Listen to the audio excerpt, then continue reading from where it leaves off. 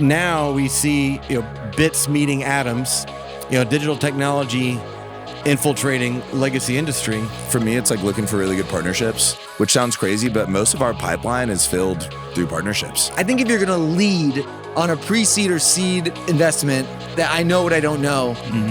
And so it really is a team effort in how we support our portfolio. And I think that's our biggest advantage.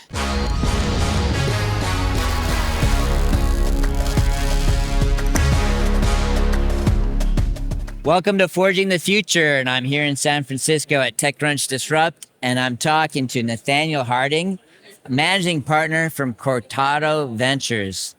Thank you for having me. It's wonderful. Yeah, thank you for being here, Nathaniel. Yeah.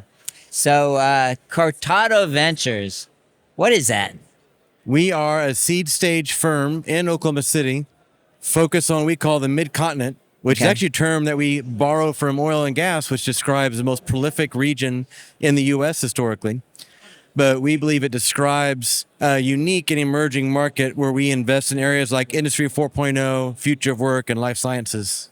So mid-continent, I mean, roughly what kind of states does that involve? Yeah, Oklahoma, Texas, Arkansas, Kansas, Missouri, New Mexico. So 7 states, all in the middle of the country. We think it's the area that's been overlooked by coastal VC, but it's where we've built our careers and our companies. I love the name much better than flyover states. Yeah. I love the guys that fly over. But, people ask, how do we come up with Cortado? It's what my partner was drinking when he filled out the paperwork. But we kept it because it's kind of a wink and a nod to the fast-paced culture of startup land. Interesting. Yeah. And you invest mostly in early stage? We do seed stage. We do some pre-seed, some early Series A, and have a very active follow-on strategy as well. And you're based in Oklahoma? That's right. Oh, wow. Okay.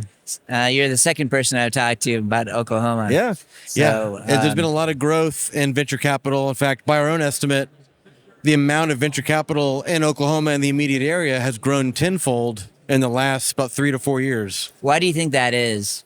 I think people are starting to see what we see, which is the development that's predominantly been software over the last decades has now enabled this innovation in the built environment. So we think of digitizing real assets, artificial intelligence, IoT.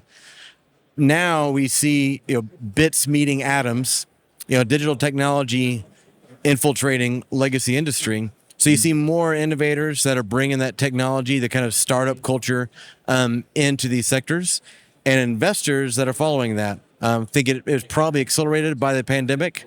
People recognizing that disruption would abound, and so really even before the pandemic, but certainly multiplied throughout, areas like Oklahoma and the mid-continent have seen people kind of pile on to that thinking.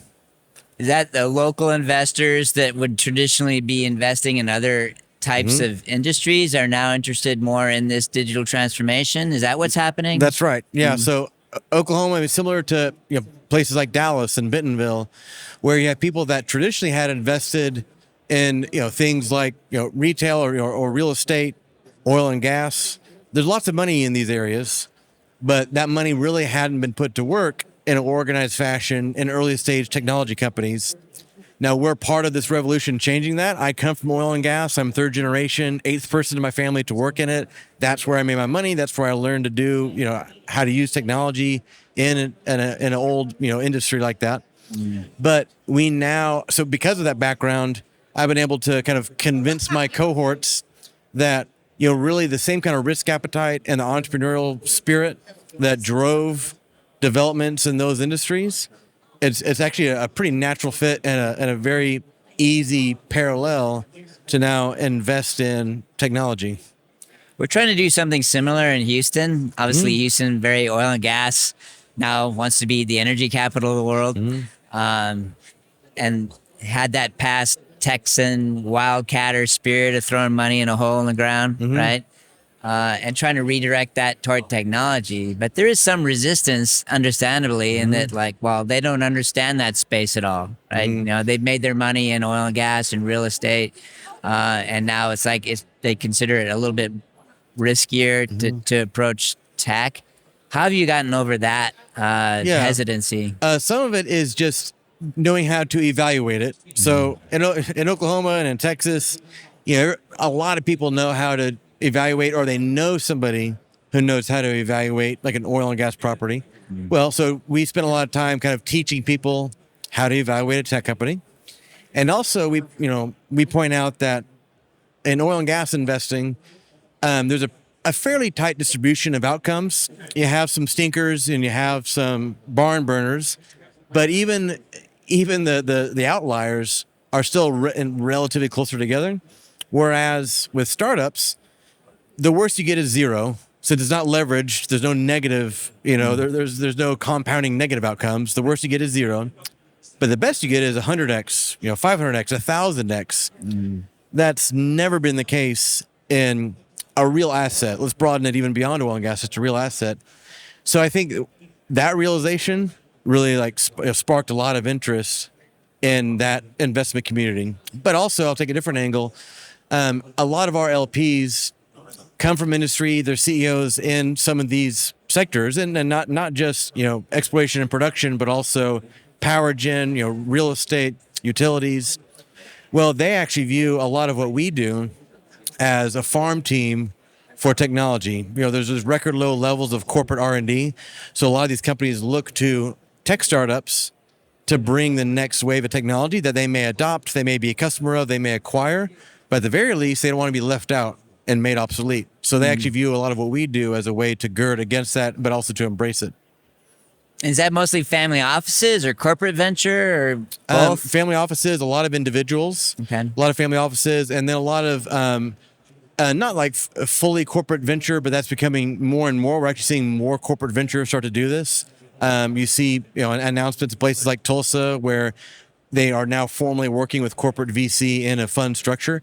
But we actually have a lot of our LPs are a entity related to the corporation or to a family office. And you actually were an entrepreneur first, right? Before you got into venture. So you've been an operator, and like you said, you have a tech background.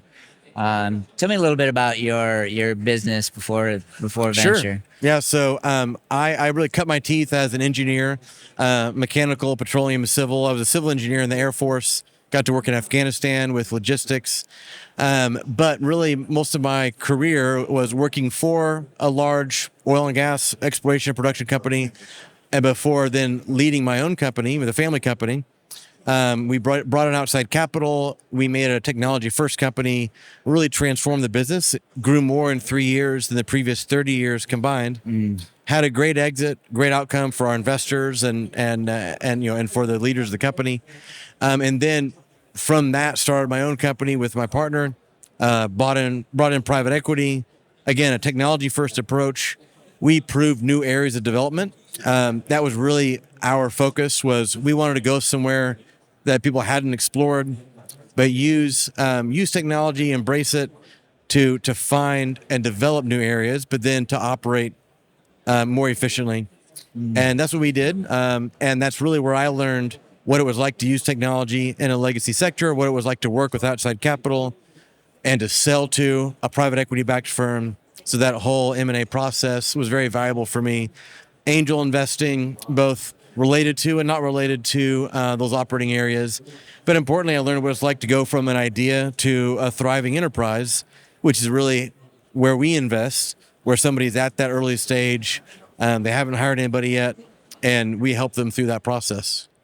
So you really, for your LPs, you're providing that entrepreneurial and engineering background on the tech to evaluate other investments that you're making. Do you have a thesis or domains that you like to target in particular? Yeah, we have 3 thematic areas that I can then drill down into. The first is Industry 4.0. So that's technology in energy, logistics, advanced manufacturing, supply chain. So that's an area where we see a lot of development in places like Texas, Oklahoma, and New Mexico. Think of Los Alamos. I like to say it's where bits meet atoms. Then the next thematic area broadly is future of work, which for us is workflow automation, enterprise software around fintech and insurtech, all B2B technologies. That's more of a software area. And then lastly is life sciences.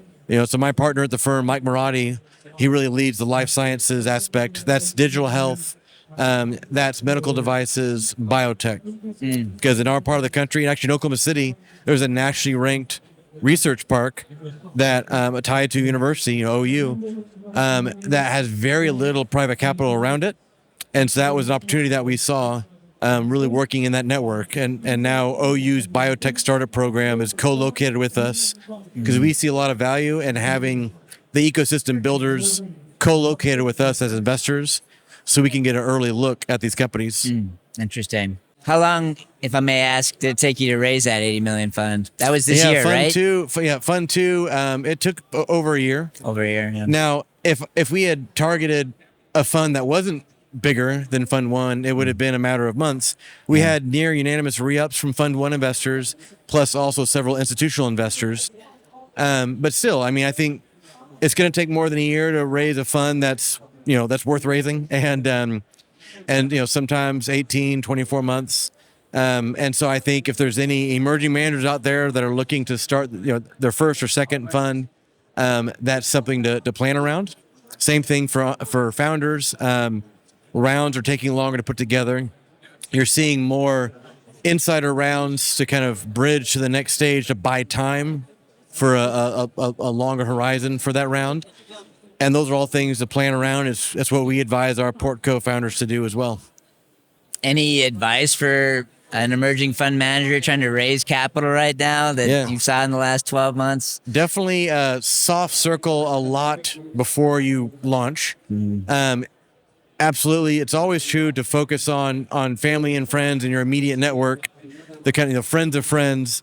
That is going to be absolutely where that money, that first capital is going to come from.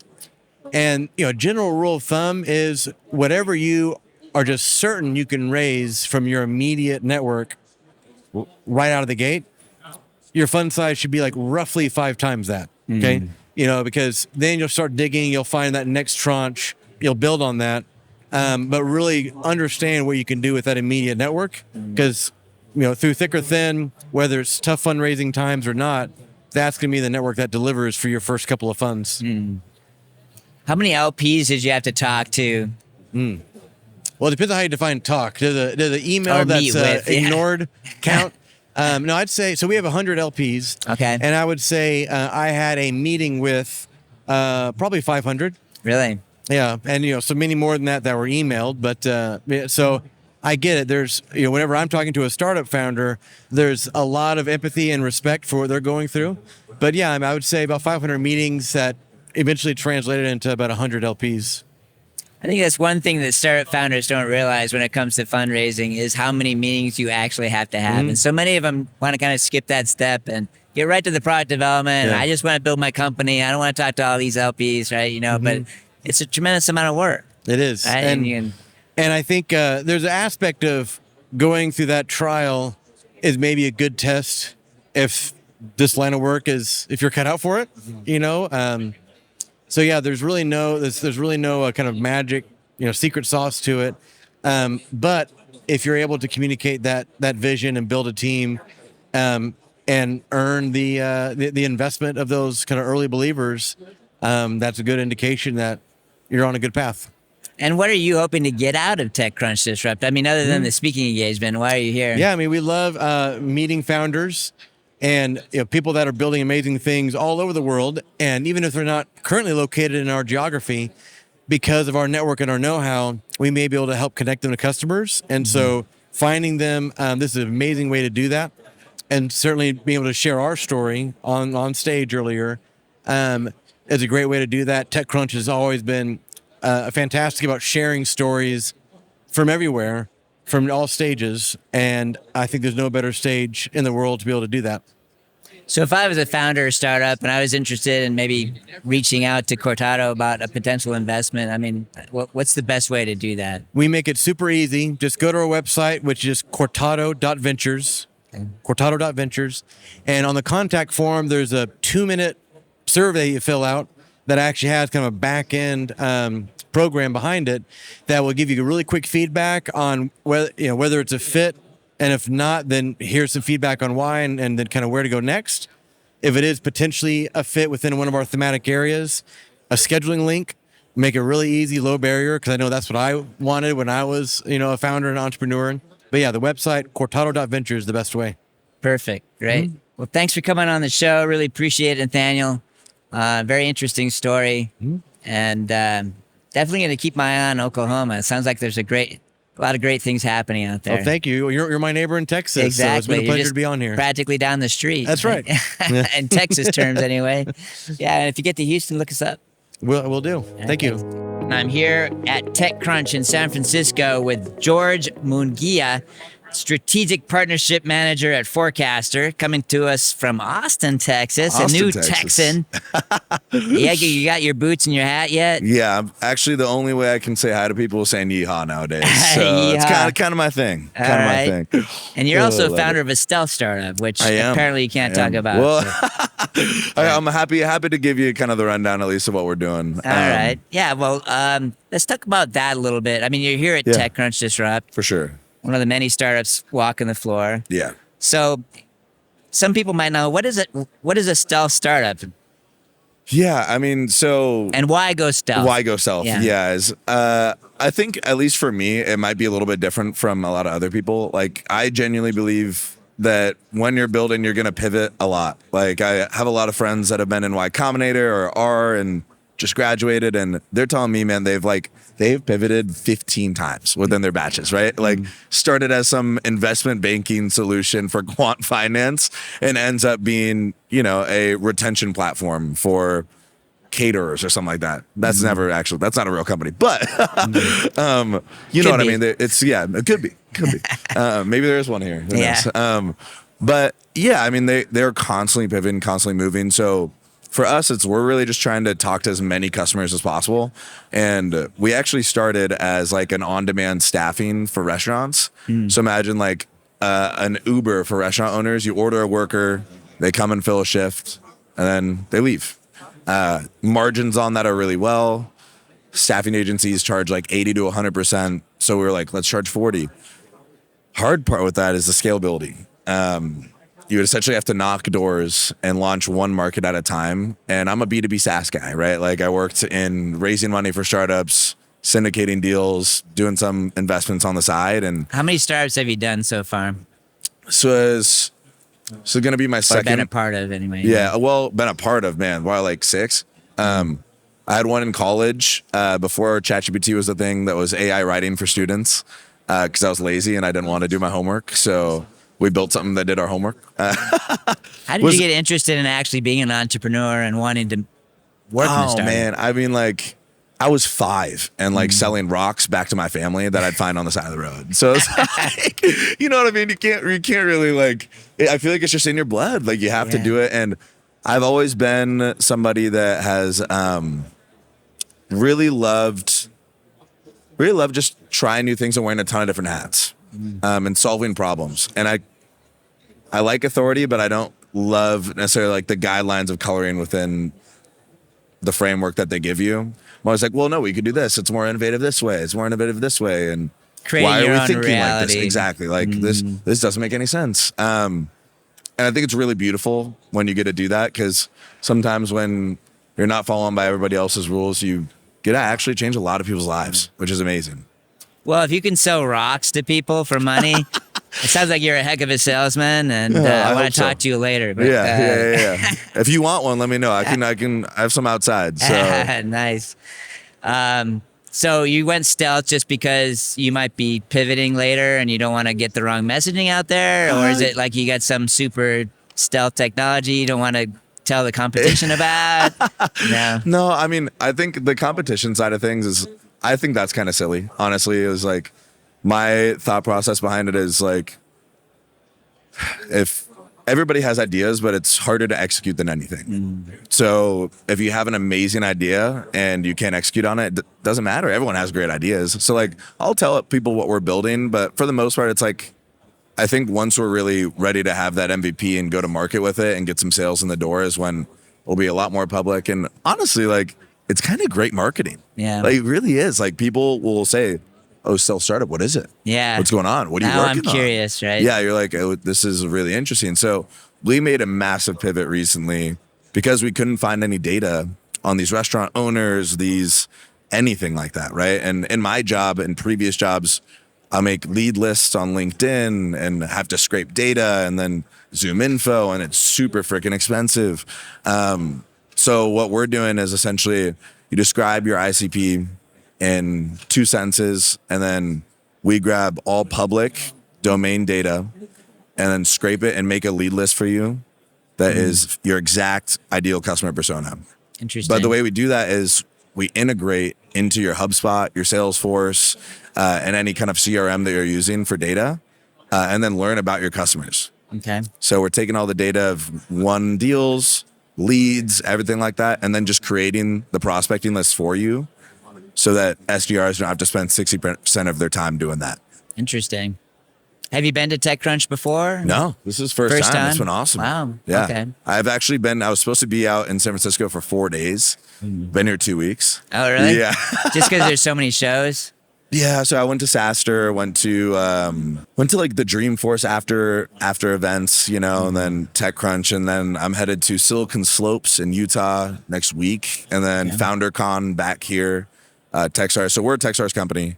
I'm the partnerships manager. I'm not the founder over there, but our founder's awesome. He's the absolute best. Like you would love this guy. I need to meet probably him. best friends. Yeah. So.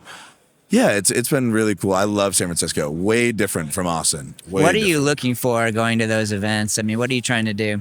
You know, I think for me, it's like looking for really good partnerships, which sounds crazy, but most of our pipeline is filled through partnerships because it's benefiting both sides. You know, so for even like a lot of people like soft tech, right? A big accelerator and or venture studio, whatever that will look like. We work with seed to Series B startups a lot of the time. And I mean, we're like, well, we could do content that could maybe help you guys.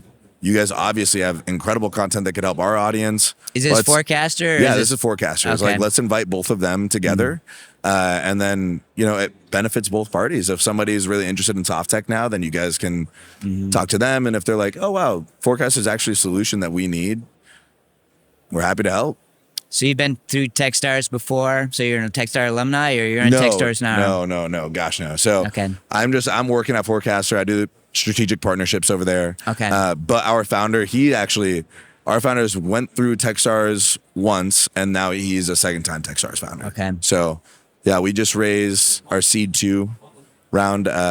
So I think 4.5. Nice. Yeah, not too bad. Congratulations. Market is pretty crazy. So yeah. In this market, that's impressive. It was a long process. Took about 6 months. So. And you have some familiarity with startup studios and accelerators. I mean, and you just moved to Texas, so I don't know if you have any background or data. Yeah, on that, I was actually working in investor relations at another accelerator, yeah, my job was essentially to kind of partner with a ton of VC firms, family offices, and other accelerators across the board, and then find deal flow and help kind of try to close as many deals as possible for funding. Are family offices investing in startups, or when you're trying to come across those family offices, where are they putting their money more later directly or stage. into a fund, or what are they doing? It's both, right? Like I have a lot of friends that are at large family offices that act as a lot of LPs, and they're investing in multiple different funds. Which is strange, man, because they're actually deploying right now into the funds pretty actively. Comparatively to what any of the market would say or any of the articles, it's like, has there been a hurdle in getting those family offices to actually invest in tech? Because a lot of family offices, they made their money in other things like real estate and oil and gas. 100%. And From what I've been talking, the LPs and family offices I've been talking to is about 10 to 20% they'll go into tech, which is still huge. But a lot of the rest of them, they're going to go into industrials. They're going to go into a lot of kind of like climate-based oil, whatever that may be as well. That's just very, very profitable. yeah. We're trying to tap into that Texas wildcatter spirit of putting money in a hole in the ground and directing it toward tech. So I think that's happening more and more. Yeah, for sure. Yeah, I'm getting a little bit more comfortable with the opportunity and the asset class that venture can provide. Yeah, 100%. Yeah. 100%. It's been interesting, though, man. I would love your take on this. Is like, I've been hearing a lot of buzz lately about how there hasn't been great returns over the past 20 years in VC. And how the S&P 500 is still outpacing anything in venture.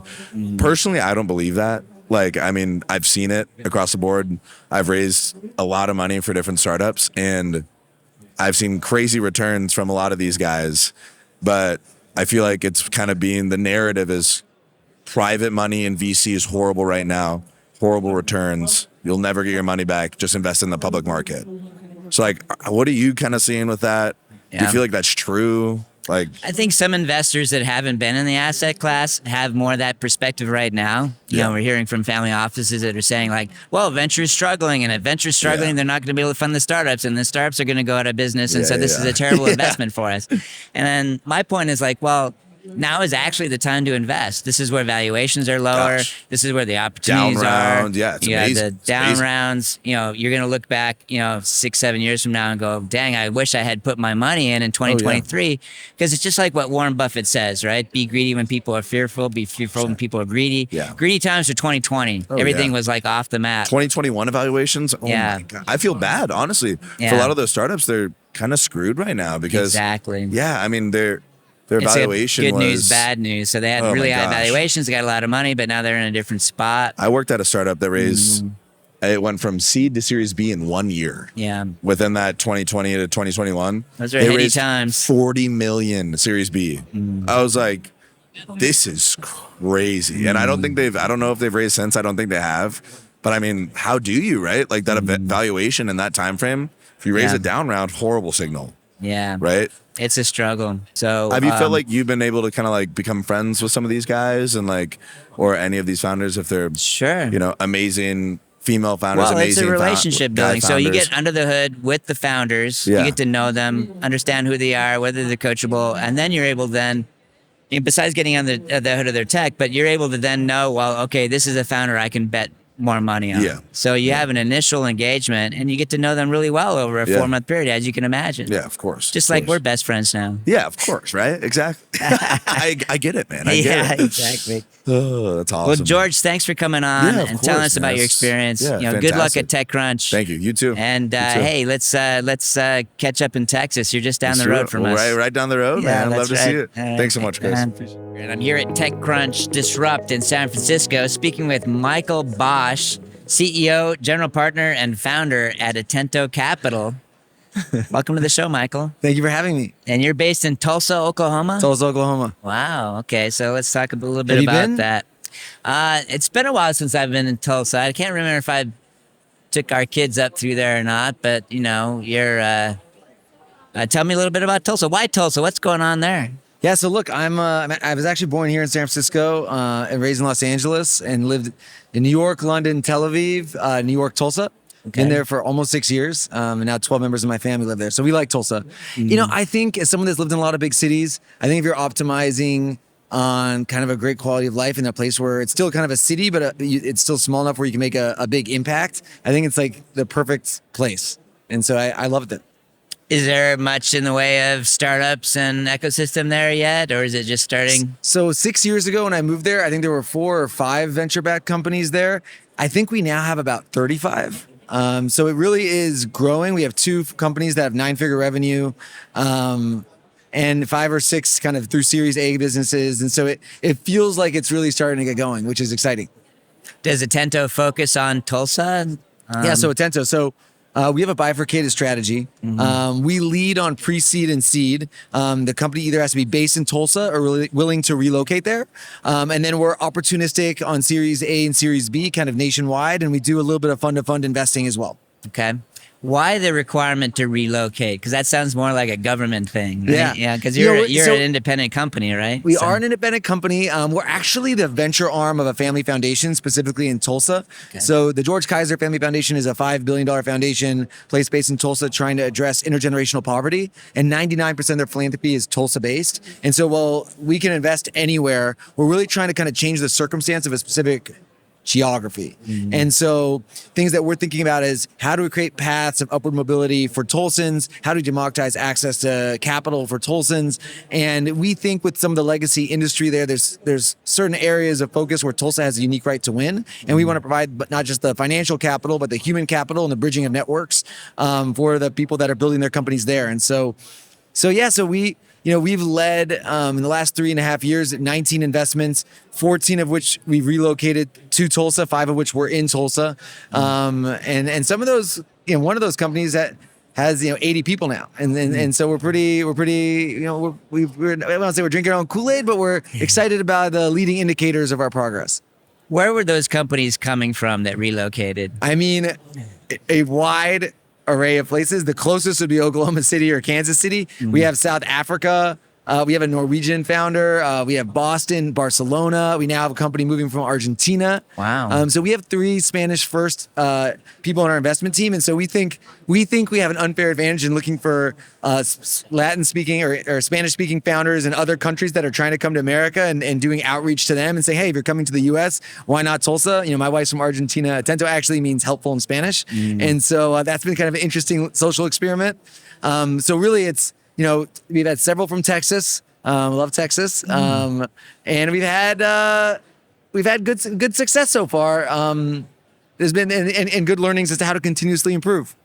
So part of it is that impact, right, of changing the economics of Tulsa and bringing companies in and providing opportunities to the area. Yeah, it's so a typical VC is set up in like a 2 and 20 with a variety of LPs. We have one LP, and we're economic investors, so we are underwriting our investments for pure economic returns. But we have a kind of philanthropically minded operating budget, and so we have a bigger investment team. We can spend more time sourcing. We have a bigger platform team led by a good friend, Leandra, and we can really, we can help with recruiting. We can help with, we can put someone full time into the company for a sprint of a specific thing. We, kind of subsidize venture partners to really work with our portfolio, and we're very hands-on fundraising because we're an LP in other seed funds, so that we can really be helpful on the fundraising side. And so we're able to do that in a different way than a typical VC because we're not limited by fees. Yeah. So that impact is really coming from our operating budget. Interesting.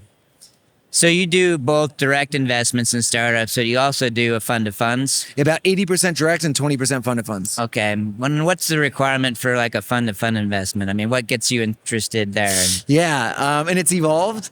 So on a pre-seed, we're typically looking for a fund of fund that with a vast portfolio, not leading small checks, so like a hustle fund or a visible hands. We skew emerging managers. We believe is like a core value. Talent is distributed equally, but opportunity is not. And so we're not afraid to take a chance on a fund 1 or fund 2. And so in our pre-seed funds, let's say Hustle Fund, for example, I think they have like 200 investments per fund, and they don't lead, but they could use a lead. And so they might see a really interesting company, write a $50K check, and then call us up and say, hey, we invest in this company. They need a lead, and they're geographically fluid. And then we'll look at that, and if it seems interesting and they're open to Tulsa, then we might be that lead, and then they might come to Tulsa. And then for our seed funds, we're kind of bifurcated between specialties or specialized funds in areas of interest, so like typically health tech or climate tech or other critical industries, and generalist funds. And we'll typically lead on a pre-seed, call up one of our seed funds, and then want them to lead or us to co-lead on the seed round. And then we also utilize our seed funds for co-investment for Series A and Series B non-locally. And so we have a very close relationship with our funds. So Mercury Fund, they've invested in a couple of our portfolio companies. We've also invested in one of theirs. And so it's a really kind of wonderful relationship. It's very collaborative, it sounds Very like. collaborative. Yeah. I think there needs to be more of that, especially in Texas, because I see that happening quite a bit, like in California, where you have multiple funds going into a deal, right? And it's not like, oh, this is our deal and it's only our deal. How did the relationship start with Mercury Fund, for example? And then Mercury is based in Houston. And Blair, I almost forget how I met Blair. He's such a big personality. Yeah. You can't forget him once you met him.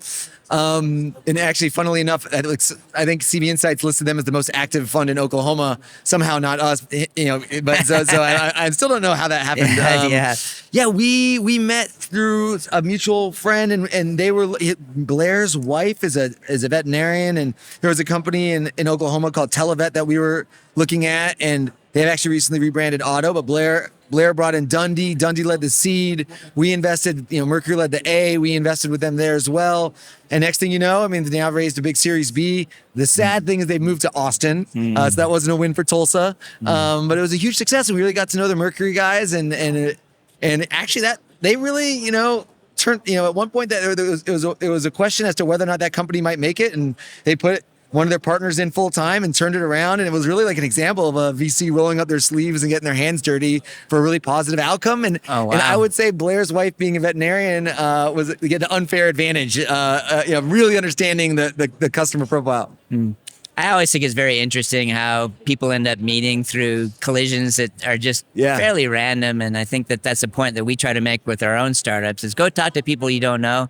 You don't know where this is going to lead. You don't know what's going to happen. More. You know, and these shows like this are just great for that kind of networking, right? You know, talk to people. And now we know each other. Yeah, exactly.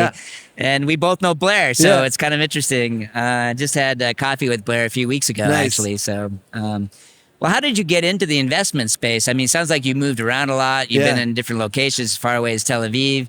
How did you end up being a venture capitalist? So I grew up in LA, went to USC and USC Business School. I started working at a coffee shop, then ended up opening a bunch of coffee shops. And my friend started a t-shirt company in college. Okay. And I joined as the fifth partner. Kind of every entrepreneur I feel had a t-shirt company at some point, high margin business. Yeah. And I joined as the fifth partner. And we bootstrapped that business to $30-something million in revenue and sold it the old-fashioned way. And in our fraternity was the founder of Box, Aaron Levy. He dropped out. And then the founder of Tinder, Justin Mateen. And then the founder of Lactate, I think, which is publicly traded, Andrew Ritter. And then you also had the founder of TaskUs, Jasper. So you had like 4 or 5 unicorns, all of which that took venture capital. And so clearly they figured something out that our little bootstrapping business didn't. And I started investing in real estate in 2005, and I started angel investing in 2010. Really just kind of my friends who are entrepreneurs. A friend of mine from USC started a cookie dough company in my oven. She's now, the number 3 vegan organic cookie dough. Love that. Really doing well. And I was the first investor. And so did 30 or 5 or 40 angel investments. And then, when so anyways, we built BAMCO, sold BAMCO, the t-shirt into product manufacturing business. I invested in a mobile user acquisition business called SpotAd. I came on board to run that, built that from $0 to $16 million in revenue. It sold to Iron Source eventually. And, left briefly to work in politics in 2016 on the losing side of a presidential election. And then visited Tulsa, really believed in the mission of the foundation, got connected with them. They were thinking about how to take their economy and industries of the future, and started working with them on venture and programmatic things, and then started doing kind of more institutional investing. And we kind of co-created Atento, and that was about 4 years ago. And here we are. Wow. Well, I can see why you have your sleeves rolled up, because you actually get after it. And that's actually what's needed as a startup or a venture capitalist, right? And so, and I would imagine that experience of being an operator has really colored your experience of like being a venture investor. And not all venture investors are operators or came from an operator background, right? Do you think that's important? So look, I discount everything I say with the bias of an operator. Yeah. Right. And so, I have friends who are bankers. I have friends who are consultants that are very successful investors as well. I think if you're going to lead on a pre-seed or seed investment, those founders, for a first-time founder especially, those founders don't know what they don't know. They don't have that pattern recognition, even for key hires or the right questions to ask on customer discovery. And so I think, or how to manage cash flow, or in the order of hiring people and all those things that's kind of muscle memory. If you've done it yourself, how to do a cold email even and so I think it's a bit of our unfair advantage. And I think in the critical junctures of some of our portfolio companies, it's been helpful. I think the biggest thing is, as someone that's operated, is I've realized how much I don't know, and I've tried to surround myself by people with the banking background, the consulting background, and the financial acumen, and around me at Atento that I know what I don't know. And so it really is a team effort in how we support our portfolio, and I think that's our biggest advantage. Okay.